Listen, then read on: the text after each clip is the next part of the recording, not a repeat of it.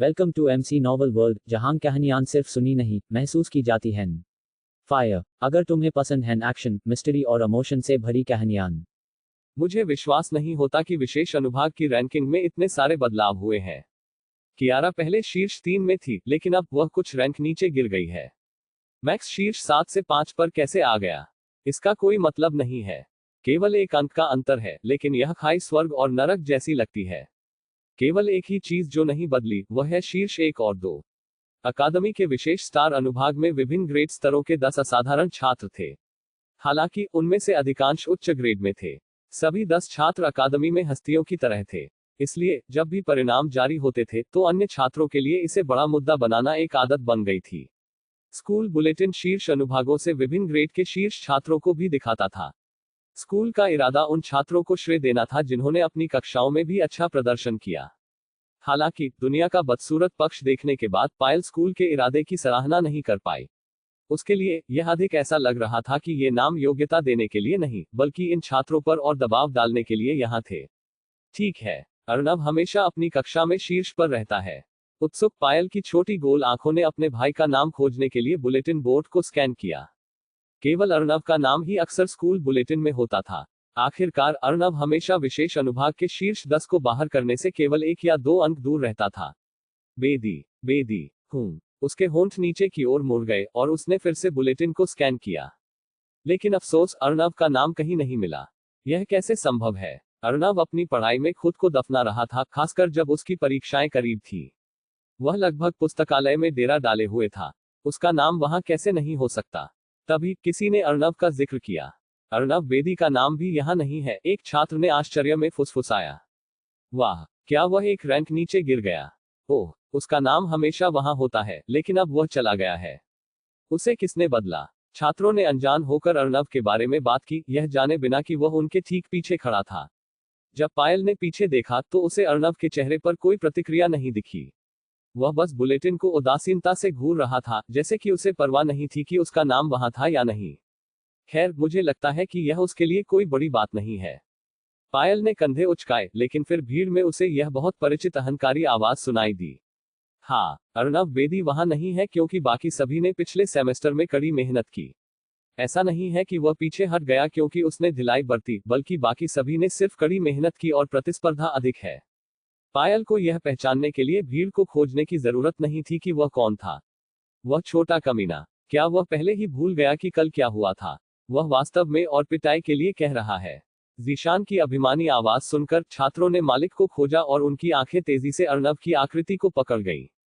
कुछ अर्नव को देखकर रुक गए, लेकिन कुछ अन्य भीड़ में जीशान को खोजने में कामयाब रहे। वहां एक तरफ खड़ा था जीशान अपने चचेरे भाई के साथ, जिसने अपनी कक्षा के शीर्ष अनुभाग के लिए अर्नव के नाम को बदल दिया था। यह देखकर छात्र थोड़ा पीछे हट गए ताकि दोनों के लिए कुछ जगह बन सके। आखिरकार यह पूर्व शीर्ष छात्र और जिसने उसे हराया था के बीच एक टकराव था। इसी वजह से पायल अकेली सबसे आगे रह गई। अर्नव, वह एक निष्पक्ष लड़ाई थी, चश्मे वाले लड़के ने एक अच्छी मुस्कान के साथ कहा। जीशान थोड़ा बड़ा चढ़ाकर बोल रहा है। मुझे इस बार केवल एक इत्तेफाक से पहला स्थान मिला। मुझे यकीन है कि अगले सेमेस्टर में मेरा नाम वहां नहीं होगा। तरुण, तुम बहुत विनम्र हो। हम सब जानते हैं कि एक अंक का अंतर एक बहुत बड़ी खाई है जिसे भरना मुश्किल है। जीशान चिल्लाया। तुमने केवल कुछ किताबें पढ़ी और तुरंत पहला स्थान हासिल कर लिया, जबकि यहाँ हर कोई जानता है कि अर्नव पूरे दिन किताबों पर ही अपनी आंखें गड़ाए रखता है। छात्रों ने तरुण और फिर अर्नव का आकलन किया। यह सच था कि हर बार जब वे अर्नव को देखते थे तो वह हमेशा पढ़ रहा होता था। यहाँ तक कि दोपहर के भोजन के दौरान भी अर्नव अपने बगल में एक खुली किताब के साथ खाना खाता था, हर निवाले के बीच नोट्स लिखता रहता था।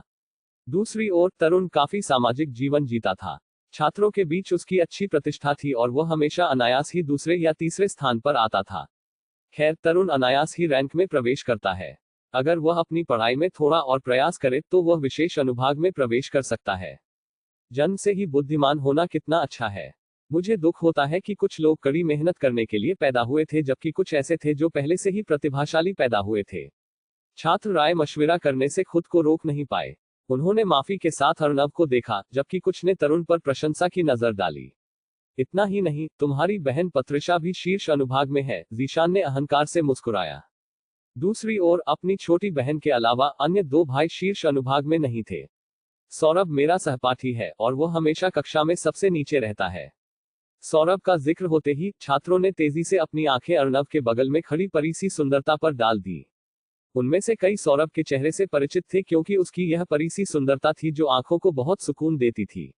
सौरभ के बारे में एकमात्र दुखद बात यह थी कि वह सुंदर तो हो सकता है, लेकिन उसमें दिमाग की कमी थी। सौरभ ने तुरंत अपना सिर नीचे कर लिया और अर्नव से एक कदम दूर हट गया। मुझे यहाँ नहीं आना चाहिए था, यह जानते हुए कि मेरा इस्तेमाल केवल मेरे बड़े भाई को अपमानित करने के लिए किया जाएगा। दूसरी ओर पायल ने तरुण पर आंखें सिकोड़ी। जब उसने पहली बार उसे देखा तो उसने सोचा कि वह परिचित लग रहा है। अब जब जीशान ने पत्रिशा का जिक्र किया तो उसका मुंह खुला रह गया। वह मॉल वाला भाई है। उसने अपनी नाक सिकोड़ी और उसका चेहरा खट्टा हो गया। तो यह लड़का, पत्रिशा और वह छोटा बेवकूफ खून के रिश्ते में है। कोई आश्चर्य नहीं कि वे सभी एक जैसी गंध मारते हैं। जीशान, नीना और पत्रिशा सबसे अच्छी दोस्त है, तरुण ने प्यार से याद दिलाया। अगर तुम जोर से ऐसी बातें कहोगे तो नीना खुश नहीं होगी। जीशान ने आह भरी और अर्नव की ओर देखते हुए सिर हिलाया। कितना अफसोस है, बड़े भाई हमेशा अपनी सबसे छोटी बहन के पीछे छिपते हैं। मुझे लगता है कि यह परिवार में ही चलता है। मैंने जो सुना, उनकी कंपनी की बेटी ही वह है जिसने उनकी सबसे बड़ी समस्या को ठीक करने में मदद की।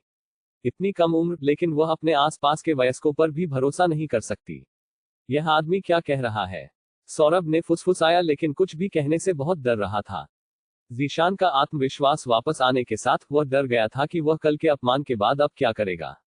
तुम्हारे लिए अच्छा है तरुण, अर्नव, जिसने पूरे समय कुछ नहीं कहा था, ने बस सौरभ पर एक नजर डाली। चलो चलते हैं, जीशान ने ताना मारा, यह सोचते हुए कि अर्नव बस अपनी पूंछ पैरों के बीच दबाकर भागने की कोशिश कर रहा था। लेकिन इससे पहले कि वह कुछ कह पाता, एक मतली पैदा करने वाली प्यारी आवाज सुनकर वह जम गया। बड़ी दीदी, क्या वह भैया सच में होशियार है? पायल ने अपने सबसे पास वाली लड़की को खींच लिया, एक मासूम और प्यारी मुस्कान लिए हुए। इतनी प्यारी लड़की को देखकर लड़की मुस्कुराई और अपने हाथों को अपने घुटनों पर टिकाया। हाँ, वह है। उसका नाम वहां पर है। ओह हाँ। पायल के होंठों ने एक ओ आकार बनाया जब उसने अपना सिर हिलाया। लेकिन अगर वह इतना होशियार है तो उसका नाम उस तरफ क्यों है और इस तरफ क्यों नहीं? पायल ने बुलेटिन के दाहिनी ओर इशारा किया और फिर बाईं ओर मुड़ गई जहां विशेष अनुभाग के नाम पोस्ट किए गए थे। भीड़ एक घातक चुप्पी में डूब गई। तरुण का नाम उस तरफ क्यों था और विशेष अनुभाग की कक्षा में क्यों नहीं? वह सवाल हवा में लटका रहा और महज चुप्पी किसी की भी आत्मा को तोड़ने के लिए काफी थी। सभी ने छोटी प्यारी लड़की को नीचे देखा, जो अनभिज्ञता के साथ उन्हें वापस देख रही थी। पायल को अपने सवाल की गंभीरता समझ में नहीं आई, लेकिन उनमें से हर एक को एक बात पता थी। तरुण होशियार और प्रतिभाशाली हो सकता है, लेकिन वह स्टार अनुभाग में प्रवेश करने के लिए पर्याप्त प्रतिभाशाली नहीं था। वह लड़की। जीशान ने पायल को देखते ही तेजी से एक कदम पीछे ले लिया। वह बस हकलाया, बड़बड़ाने वाली आवाजें निकालते हुए, क्योंकि उसके दिल की नींव और उसकी आत्मा के मूल में उसके द्वारा बोए गए डर के कारण। क्या यह शैतानी लड़की उसका पीछा कर रही थी? दूसरी ओर अर्नव और सौरभ ने जैसे ही पायल की आवाज सुनी, अपनी भौहें सिकोड़ ली।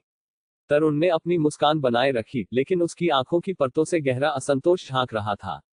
क्योंकि मैं स्टार अनुभाग में होने के लिए पर्याप्त अच्छा नहीं हूं। ओह, पायल ने सिर हिलाया। कितना अफसोस है। अफसोस, जीशान ने उपहास किया। जब उसकी आंखें उस पर पड़ी तो वह झिझका। लेकिन यह सोचते हुए कि आसपास बहुत सारे छात्र थे और तरुण भी वहां था, जीशान को किसी तरह कुछ आत्मविश्वास वापस मिल गया। ऐसा नहीं था कि वह किसी को शारीरिक रूप से चोट पहुंचा रहा था, है ना? हाँ, यह छोटी लड़की बहुत छोटी है और नहीं जानती कि वह क्या कह रही है, उसने फुफकारा। छोटी लड़की, भले ही तरुण स्टार अनुभाग में प्रवेश न कर सके, इसका मतलब यह नहीं है कि अपनी कक्षा के शीर्ष पर होने का कोई महत्व नहीं है। छोटी बहन, वह सही कह रहा है। पायल जिसके पास गई थी वह लड़की मुस्कुराई। निचले ग्रेड रैंकिंग को गंभीरता से नहीं लेते हैं, लेकिन एक बार जब तुम बड़ी हो जाओगी तो तुम इसके महत्व को समझोगी। लेकिन मैं पहले ही काफी बड़ी हूँ। वह वर्तमान में 13 साल की थी। अन्य छात्र भी पायल के प्रति बहुत विचारशील थे क्योंकि वह प्यारी थी और बहुत छोटी थी। लेकिन जीशान उस नाटक को कभी नहीं खरीदेगा। उसने कल ही देखा था, वह लड़की गालियां भी देना जानती थी। ठीक है, पायल ने बड़े भाई बहन को मुस्कुराते हुए अच्छा व्यवहार किया, लेकिन फिर उसने एक टिप्पणी छोड़ दी जिसने सभी को अवाक कर दिया। मुझे लगता है कि यह सच है कि समुद्र में छोटी मछली होने के बजाय तालाब में बड़ी मछली होना बेहतर है। क्या उसका मतलब यह था कि तालाब में बड़ी मछली होने के बजाय बड़े महासागर में छोटी मछली होना बेहतर है? सभी ने अपने होंठ सिकोड़ लिए जब उन्होंने तरुण पर एक तिरछी नजर डाली। अब जब पायल ने इसका जिक्र किया तो लगभग किसी को भी विशेष अनुभाग के अलावा दूसरी कक्षा के शीर्ष छात्रों की परवाह नहीं थी। इस विषय को अर्णव के रैंक में गिरने की ओर मोड़ने का एकमात्र कारण यह था कि छात्र गुप्त रूप से उसे स्टार अनुभाग का अनौपचारिक 11वां सदस्य मानते थे। लेकिन अर्णव ने कभी इसके बारे में शेखी नहीं बघारी या इसका जिक्र भी नहीं किया। पुफ्त, छात्रों में से एक अपनी हंसी नहीं रोक सका। अब जब मैं इसके बारे में सोचता हूं तो अर्णव ने कभी अपनी रैंकिंग देखी भी नहीं, बल्कि सिर्फ स्टार अनुभाग की रैंकिंग देखता है। तरुण होशियार हो सकता है, लेकिन क्या इसके बारे में शेखी बघारना वास्तव में जरूरी है? नहीं, तरुण की गलती नहीं है। यह उसका चचेरा भाई है। आसपास के छात्रों की फुसफुसाहट धीरे धीरे थोड़ी तेज हो गई।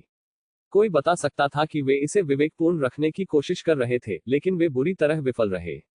तुम सब क्या बात कर रहे हो? जीशान ने तेजी से कूदकर हस्तक्षेप किया जब उसने तरुण का मूड रसातल में जाते हुए महसूस किया। अगर तरुण पर्याप्त पढ़ाई करता है तो वह स्टार अनुभाग के शीर्ष 10 को बाहर कर देगा। उस घोषणा के तुरंत बाद चुप्पी छा गई। इस तरह की घोषणा करना स्टार अनुभाग को चुनौती देने जैसा था और उसने एक लक्ष्य भी गिरा दिया। इसलिए छात्रों ने तेजी से अपनी आंखें स्टार अनुभाग के 10वें स्थान पर डाली ताकि पता चल सके कि जीशान किसे चुनौती दे रहा था। जैसे ही छात्रों ने छात्र का नाम देखा, वे हाँफने लगे। दूसरी ओर तरुण ने जीशान को घूरा। जीशान, तुम क्या कह रहे हो? बड़े भैया, क्या आप इस पर शर्त लगाएंगे? इससे पहले कि तरुण जीशान ने जो कहा था उसे वापस ले पाता, पायल जोर से जयकार कर उठी। उसकी प्रतिक्रिया पर जीशान झिझक गया। वह केवल लोगों की राय को भटकाने के लिए बकवास कर रहा था, लेकिन वह इस पर शर्त लगाने के लिए गंभीर नहीं था। मुझे भी लगता है कि बड़े भैया तरुण 10वें स्थान को हराने के लिए होशियार है। पायल ने मासूमियत से जारी रखा, लेकिन उसके शब्द जीशान और तरुण के टखनों के चारों ओर जंजीरों की तरह थे जो उन्हें एक अपरिवर्तनीय स्थिति में फंसा रहे थे। तुमने कहा था कि उसे शीर्ष कक्षा हासिल करने के लिए केवल कुछ किताबें पढ़नी है। अगर वह और पढ़ता है और अच्छी तरह से पढ़ाई करता है तो वह निश्चित रूप से वहां पहुंच जाएगा। छात्रों ने एक दूसरे को देखा और सहमति में सिर हिलाया। हालांकि यह एक बड़ी घोषणा थी, फिर भी यह देखना दिलचस्प था कि एक शीर्ष छात्र एक स्टार छात्र को उनकी जगह से बाहर कर रहा है। यह उन कई कारणों में से एक था जिनकी वजह से कई लोगों ने अर्णव का नाम जांच किया कि क्या वह स्टार अनुभाग से किसी को बाहर निकालने में कामयाब रहा। चूंकि तरुण अनायास ही रैंक 1 हासिल कर सकता है, उसके वहां पहुंचने की संभावना अधिक है। स्टार अनुभाग में नाम बदले हुए काफी समय हो गया है। सभी को उम्मीद है कि जब तक उनमें से कोई स्नातक नहीं हो जाता तब तक यह नहीं बदलेगा। यह देखना दिलचस्प है कि क्या तरुण इसे बदल सकता है। तरुण, तुम होशियार हो और हम जानते हैं कि तुम यह कर सकते हो। धीरे धीरे छात्रों ने तरुण को प्रोत्साहन और समर्थन के शब्द देना शुरू कर दिया। यह वैसा ही था जैसा जीशान चाहता था, लेकिन अफसोस, उस तरह की सकारात्मक प्रतिक्रिया नहीं जिसकी वे उम्मीद कर रहे थे, क्योंकि अब वे सभी तरुण से असंभव करने की उम्मीद कर रहे थे। तरुण ने आसपास सभी को देखा और एक कदम पीछे हटने के लिए ललचाया, लेकिन इस ध्यान और अपेक्षा के कारण वह केवल अजीब तरह से मुस्कुरा सका। यह बेवकूफ चचेरा भाई, उसने ऐसा क्यों कहा? तरुण ने मानसिक रूप से विलाप किया, जीशान को घूरते हुए। हालांकि जीशान को उस पर विश्वास था। कोई नहीं जानता था कि तरुण ने कितनी अनगिनत रातें सिर्फ पढ़ाई करने में बिताई और फिर भी दिन के दौरान मिलनसार होने का नाटक करना पड़ा। पायल संक्षेप में मुस्कुराई और यह अर्णव की आंखों से नहीं गुजरा। यह लड़की। अर्णव विस्मय और आश्चर्य के बीच बटा हुआ था। उसने अन्य लोगों की राय की परवाह नहीं की क्योंकि परिणाम जारी होने से पहले ही वह उन्हें जानता था। आखिरकार अर्णव ने जानबूझकर एक टेस्ट शीट का उत्तर नहीं दिया था ताकि वह अंतिम परीक्षा पर जल्दी ध्यान केंद्रित करने के लिए एक रणनीतिक कदम उठा सके। यह सोचते हुए कि कैसे पायल ने तरुण और जीशान को उनके ही अहंकार में फंसा लिया, अर्णव एक तरह से मनोरंजन महसूस कर रहा था। वह उनसे निपटना नहीं चाहता था क्योंकि यह समय की बर्बादी थी। हालांकि उसे पायल का चालाक पक्ष ताजी हवा का झोंका लगा। उसने हमेशा सोचा था कि वह अपनी उम्र से छोटी दिखने के कारण छोटी होने का नाटक करने के लिए परेशान करने वाली है। मेरी छोटी बहन काफी शरारती है। जैसे ही अर्णव जाने वाला था, क्योंकि उसने पहले ही काफी कुछ देख लिया था, पायल फिर से बोली, वह दूसरे बड़े भैया भी होशियार लगते हैं। अर्णव ने नहीं देखा था कि वह किस भाई की बात कर रही थी, लेकिन उसने अचानक एक अपशकुन महसूस किया। जब उसने पीछे देखा तो उसका चेहरा सिकुड़ गया क्योंकि वे मोटे उंगलियां उसकी दिशा में इशारा कर रहे थे। यह मुझे भी इसमें क्यों फंसा रही है?